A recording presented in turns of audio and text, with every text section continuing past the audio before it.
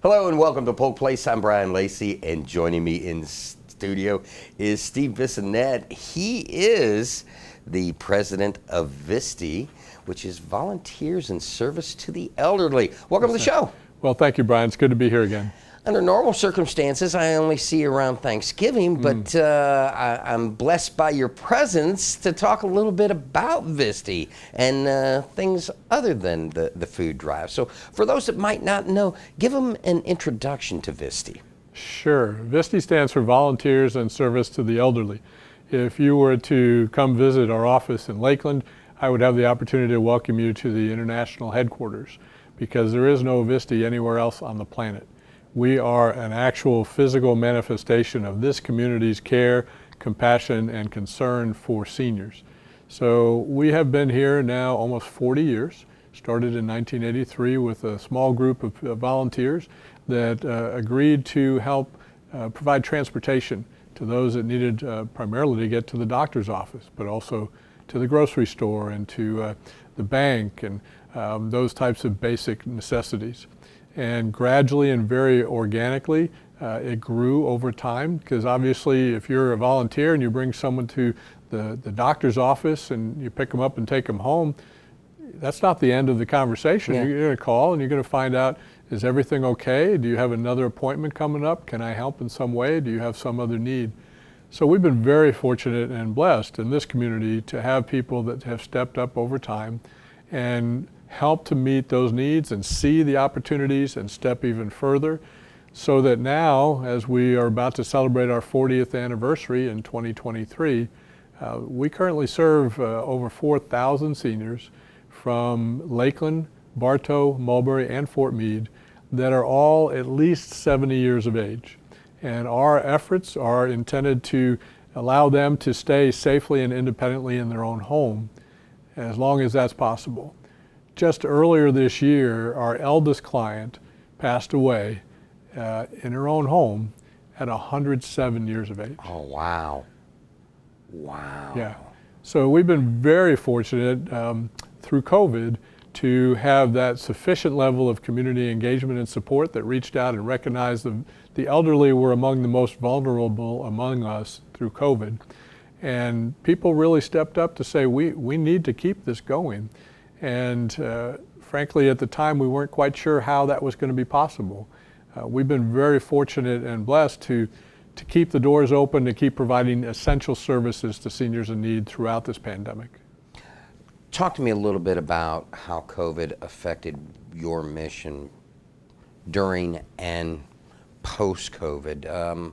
You're lucky enough that the volunteers continued to be a part, but how else did it affect you? Well, I think like most, COVID has impacted all of our lives in one way or another. We have had to adapt to how we provide services is the most notable change. Social isolation underlies a lot of the services that we provide. We try to have as much interaction between volunteers and our elderly clients as possible. We've had to adjust, obviously, not being able to go into seniors' homes. You can't have that level of engagement. But we've tried to continue to provide a hands-free process for continuing to provide supplemental groceries or hot meals. And we've worked out ways that people can still interact from a distance of the doorway, but still provide the services that they need. And for the volunteers, to keep them safe, we've adopted I call it Chick-fil-A on steroids. We do everything now through a drive-through. Yeah. And if you've gone to one of these feeding sites or other service opportunities throughout our community, you see many programs. The people that need the service stay in the vehicle. The volunteers stay in the vehicle, and we bring the food and other items to them, and then they go from there. Part of the COVID process brought about the American Rescue Plan. Federal government brought money to the local communities.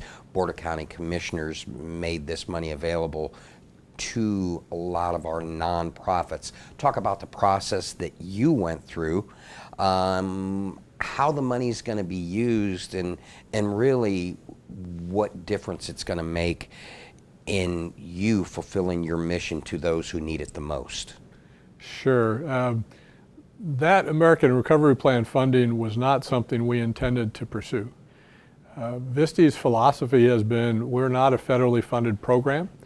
We have had the benefit of local government funds that have supported us primarily in our Hot Meals program and more recently in transportation to medical appointments. That helps to support a small percentage of our annual budget. We don't aggressively go after federal funds or government funds even, oftentimes because of all the administration requirements, the strings that are attached.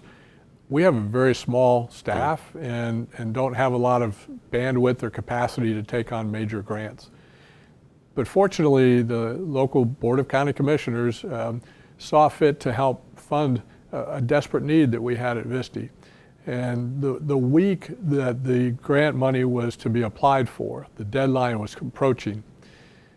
We have 7 different freezers and coolers at VISTE.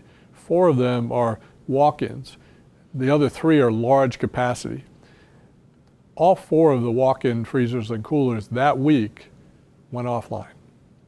And we actually had to throw away some food, which I can't tell you how hard that is for us to do. We were desperate to find a way to patch, repair as quickly as possible.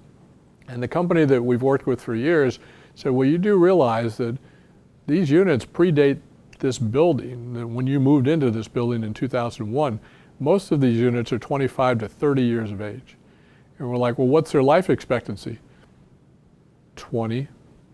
So I reached out to our board chair and I said, you know, I really wasn't planning on making this application, but this is infrastructure that is essential to continuing to provide supplemental groceries, bread products, frozen fruits, vegetables, meat products to our clients.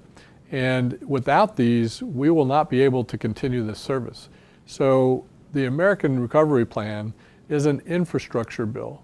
That's its core. This is providing funding for freezers and coolers that are basic infrastructure for us to continue to help feed those people in need.